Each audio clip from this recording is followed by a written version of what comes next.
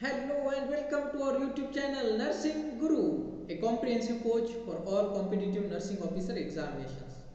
Friends, आज हम देखने वाले हैं लंबार पंक्चर प्रोसीजर के बारे में। यहाँ से हर एग्जाम में क्वेश्चन आते रहते हैं, ओके? तो इसलिए मैंने यह टॉपिक पुट अप किया है। अगर आप हमारे चैनल पर नए हो तो कृपया लाइक, शेयर और सब्सक्राइब करना ना भूलें। So let's start. So what is lumbar puncture? Lumbar puncture is simply defined as introduction of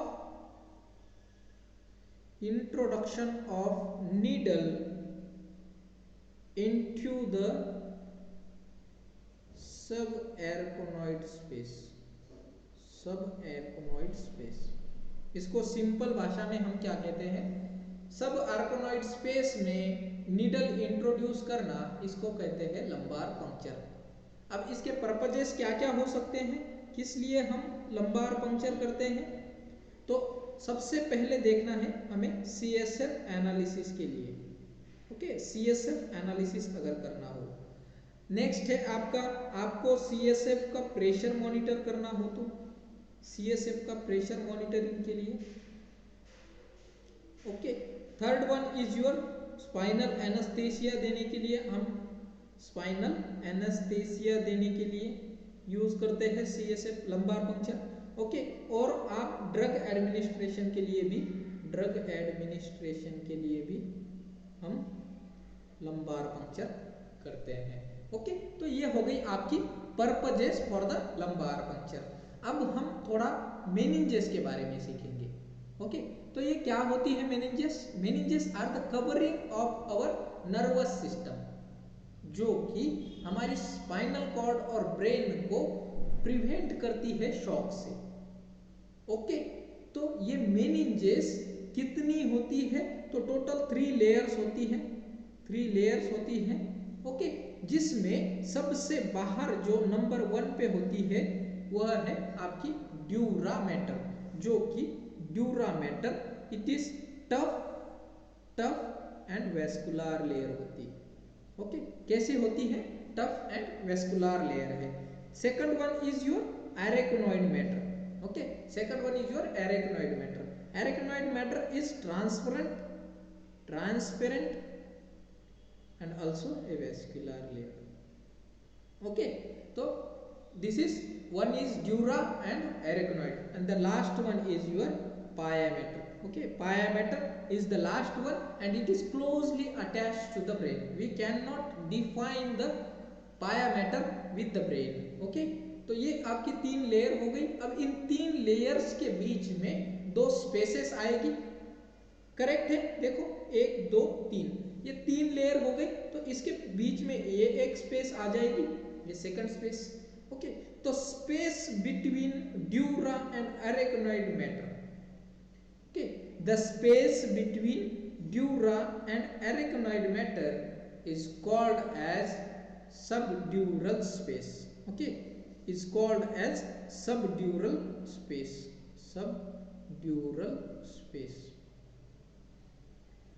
okay?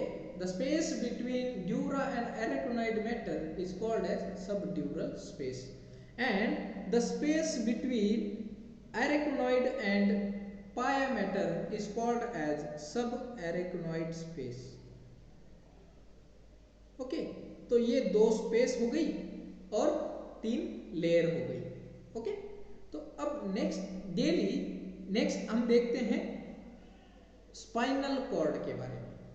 अब हमें लंबार पंक्चर की प्रोसीजर करनी है, ओके? तो असिस्ट करना है तो हमें पता भी होना चाहिए कि स्पाइनल कॉर्ड की एनाटॉमी कैसे होती है, ठीक है? तो total number of spinal nerves in your spinal canal is 31 pairs of spinal nerves.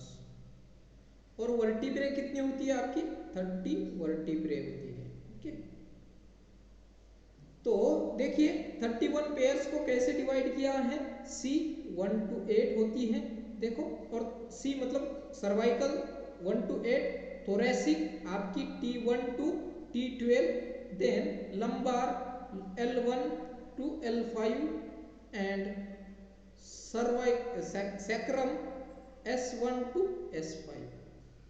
Okay, तो ये आपकी 31 पेयर्स ऑफ स्पाइनल नर्व हो गई। इसके बाद आपके 30 वर्टिब्रे होती है। ओके, तो यहाँ पे एक इंटरेस्टिंग फैक्ट है कि देखिए टोटल लेंथ ऑफ वर्टिब्रे कितनी होती है। तो it is in male length कितनी होती है, length of vertebrae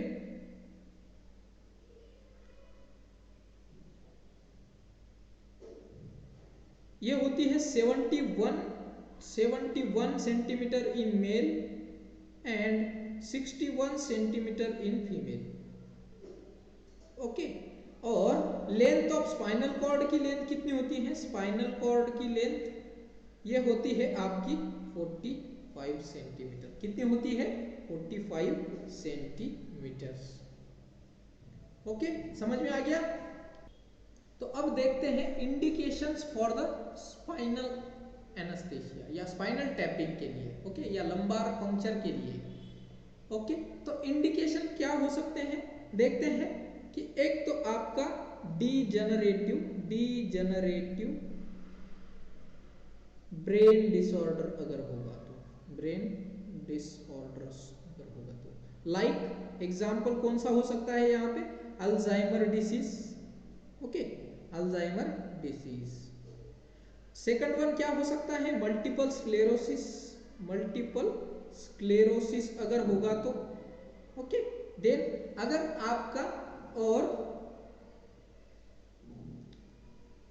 myasthenia gravis अगर होगा तो, माइस्थेनिया ग्रेविस अगर होगा तो। ओके, देन पार्किंसन डिसीज यहाँ पे आ जाएगा आपका, पार्किंसन डिसीज डिजेनरेटिव डिसऑर्डर में पार्किंसंस डिसीज। ओके, तो these are some indications for the spinal tapping के लिए। ओके, तो ये हो गए आपके इंडिकेशंस। तो अब देखते हैं Contra indication for the spinal tapping के लिए, ओके, या लंबार पंक्चर के लिए। तो सबसे मेन जहां से बार बार क्वेश्चन पूछते हैं, ओके, तो वो है आपका इंक्रीज आईसीपी। अगर आपका इंक्रीज आईसीपी होगा तो आपको स्पाइनल टैपिंग या लंबार पंक्चर प्रोसीजर नहीं करनी है। ये प्लीज नोट इट डाउन, ये इंपॉर्टेंट है आपके exam point of view. Okay, तो अगर आईसीपी की बात की जाए तो नॉर्मल आईसीपी प्रेशर कितना होता है आपका, 5 to 15 mm ऑफ एचजी। कितना होता है, 5 to 15 mm ऑफ एचजी होता है। अगर इससे प्रेशर ज्यादा बढ़ता है तो क्या हो सकता है, देखिए क्या हो सकता है, आपके ब्रेन को हर्निएशन हो सकता है। क्या हो सकता है, ब्रेन को हर्निएशन हो सकता है। अब देखते हैं एक्चुअल प्रोसीजर के बारे में। ओके, तो इस प्रोसीजर में मैं कुछ आपको इंपॉर्टेंट पॉइंट्स बताने जा रहा हूं जो कि आपको नोट करने हैं, यहां से बार बार क्वेश्चन पूछे जाते हैं।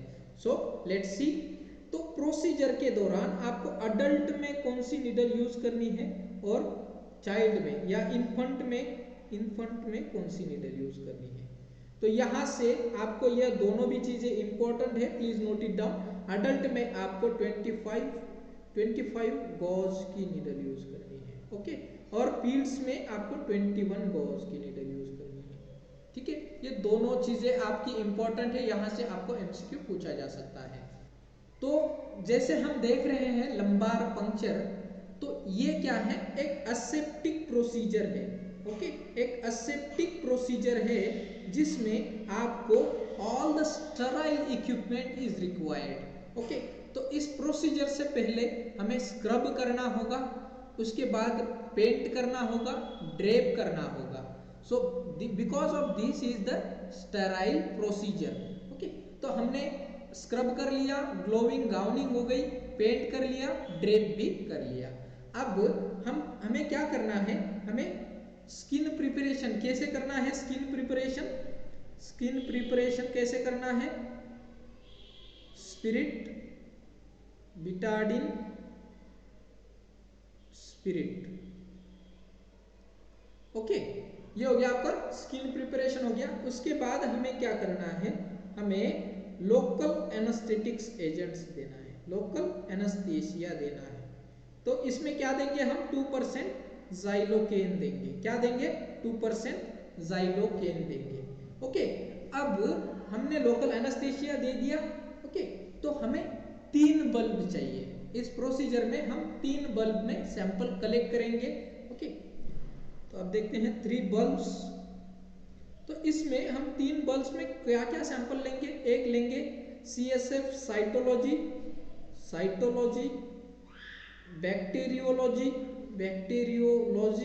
एंड वायरोलॉजी करेंगे।